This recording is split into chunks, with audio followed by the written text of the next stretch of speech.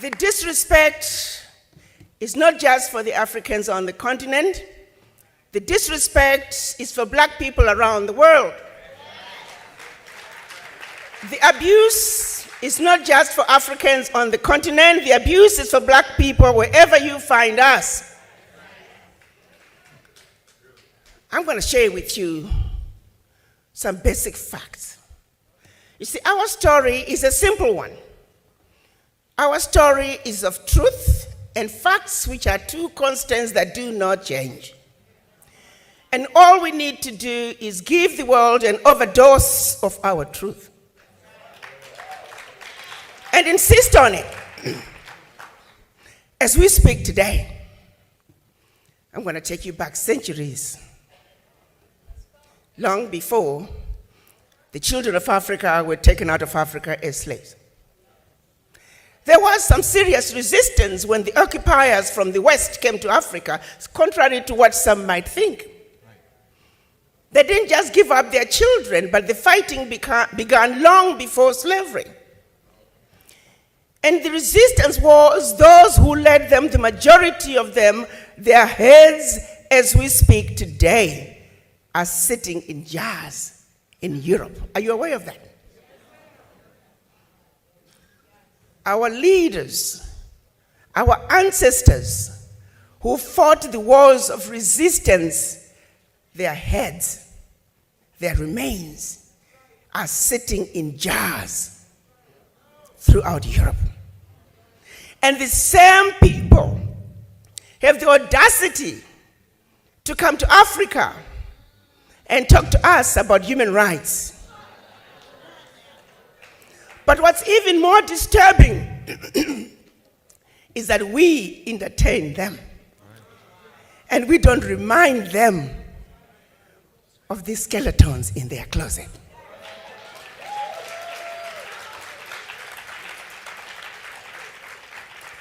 As we speak today, the priceless artifacts that they stole from all over Africa are sitting in their museums throughout Europe. And when you and I, when we visit Europe, we pay to see what belongs to us. Evidence of theft, evidence of murder on display in plain sight. As we speak today, black people are listed as 3/5 of a human being in the US Constitution. As we speak today, the redlining continues. As we speak today, African countries are being made to pay ridiculous interest rates on loans that they should not be paying for. As we speak today, reparations are due.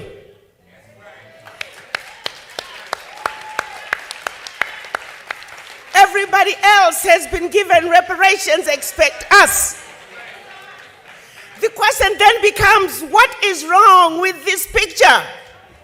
Why aren't you and I standing up and demanding that what is right must be done?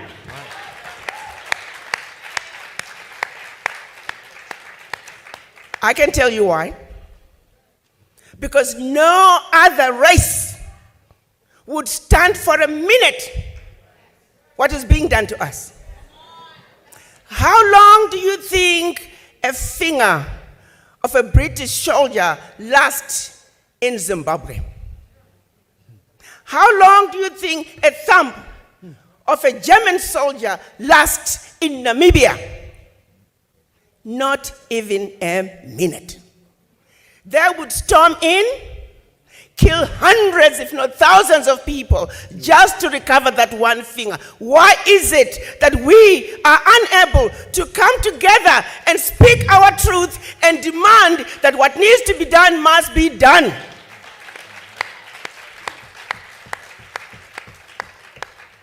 It's because they defeated us where it matters the most, which is the mind.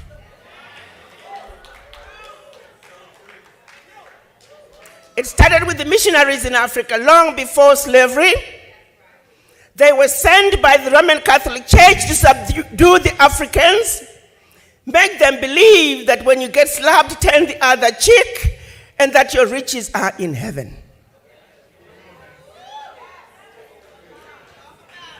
So by the time they followed with the colonizers to reap and rape Africa, we were already brainwashed. We were meant to believe everything African was bad and undesirable, and everything European was better. And the same brainwashing continued as our children were taken out of Africa enslaved. It continued on the plantations, color gradations, light-skinned versus dark-skinned, field workers versus kitchen workers. To this day, we suffer from the legacy of slavery and the legacy of colonization. For how long are we going to continue to suffer from this affliction? For it is singularly the reason why we are not able to come together just like other races and nationalities have done in this melting pot that is the United States of America. When you ask for the voices of the Irish Americans loud and clear, Jewish Americans loud and clear, German Americans, Italian Americans, Chinese Americans, Indian Americans, their voices are loud and clear.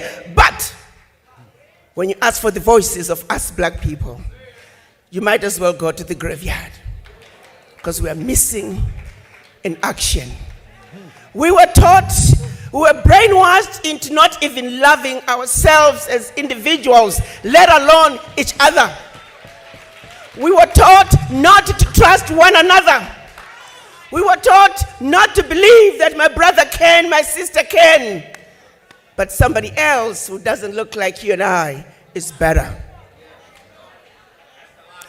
The question I have for all of you, just close your eyes and think about your children, your grandchildren. Is this the world you want to leave behind for them? If the answer is no, then you need to have a serious conversation with the image in the mirror. Because it is the image in the mirror that must change. It is the image in the mirror that must understand that you are sick from this affliction of the legacy of slavery. You are not sick at home. You are not sick in the doctor's waiting room. You are not sick in the hospital ward. You are sick in the intensive care.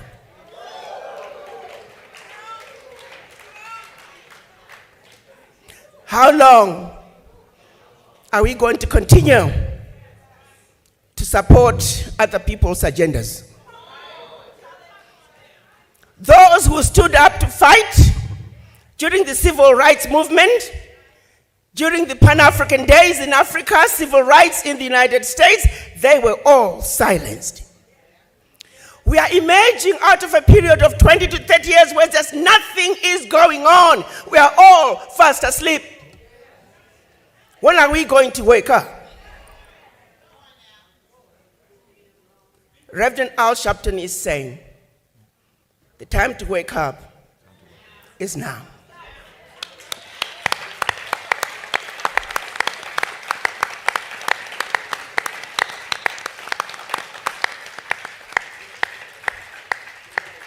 Reparations now. We know all the companies that benefited from slavery. We have their name. We have the list. They must pay.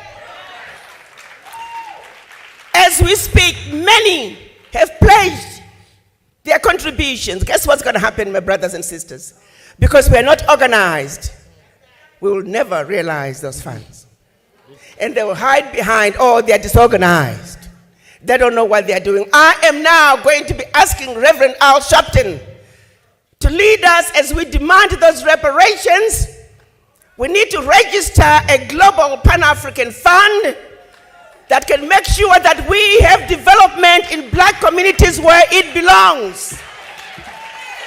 Those funds must be organized. Those funds must be paid for. Reparations for black people now.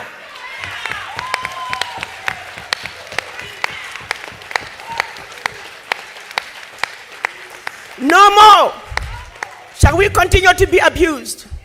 No more shall they continue to exploit our Africa. What is in Africa is our birthright, and we are going home to take it. No more shall we be told Africa is a diseased and dying continent, because they are going to Africa in droves and telling you to not go there. So this moment is calling for unity of purpose. And before I leave this platform, I'm going to ask all of you to take a moment. If you love your children, if you love your grandchildren and their future, to have a serious conversation with image in the mirror. No justice, no peace. No justice, no peace. I thank you.